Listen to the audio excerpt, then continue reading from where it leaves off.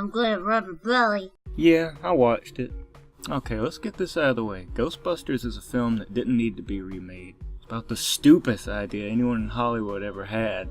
The original is funny, memorable, quintessential 80s cheese that just about everybody loves.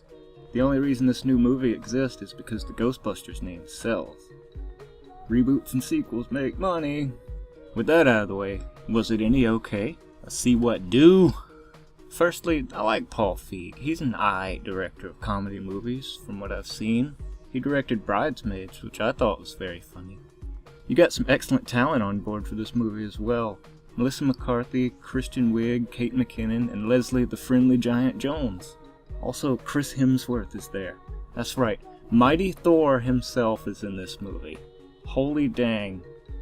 Good director, great cast, what could possibly go wrong? Honestly, I have no major issues with this movie. I thought it was a perfectly watchable comedy, if slightly flawed and pretty stoop. It's just dumb fun. What I liked most about this movie was the all-new cast of characters. They're not trying to be the original cast, and I respect them for trying something new. The original this is not. Yeah, I thought they all had great chemistry and worked well together. I really loved how they took Chris Hemsworth and turned him into the biggest dork ever.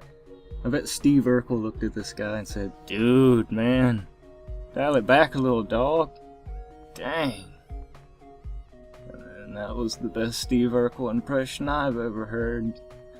Yo, did I do that? Though, and I don't know if it's just me, but it seems like every male character in this movie is either a complete idiot bag or a total jerkwagon. Also, the main villain kinda sucked. He's just some dork waffle who wanted to bring about the end of the world, or whatever. I don't know. Finna take my belt off. I don't even know his name, frankly. I think it was Derek or something. I don't know. Don't worry though, the main characters are great and save the movie from mediocrity.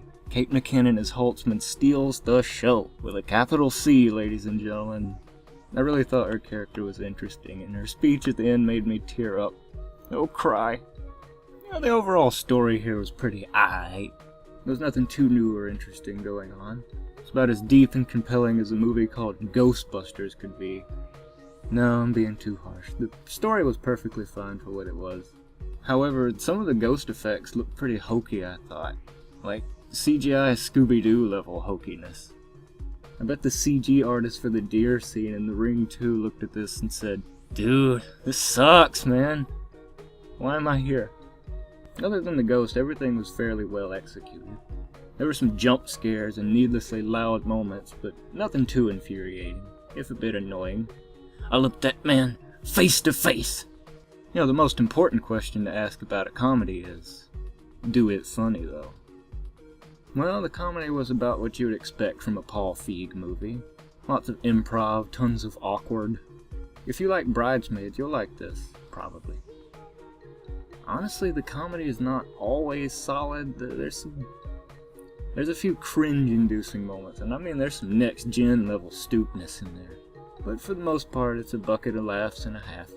That was sort of heartwarming though, seeing both kids and adults laugh and have a good time. That's really what a comedy should be, I think. For all its flaws, Ghostbusters was pretty funny. The new Ghostbusters is good, if flawed and pretty dumb. In closing, don't judge a book by its cover, and don't judge a movie by its trailer. And as always, stay squirrely.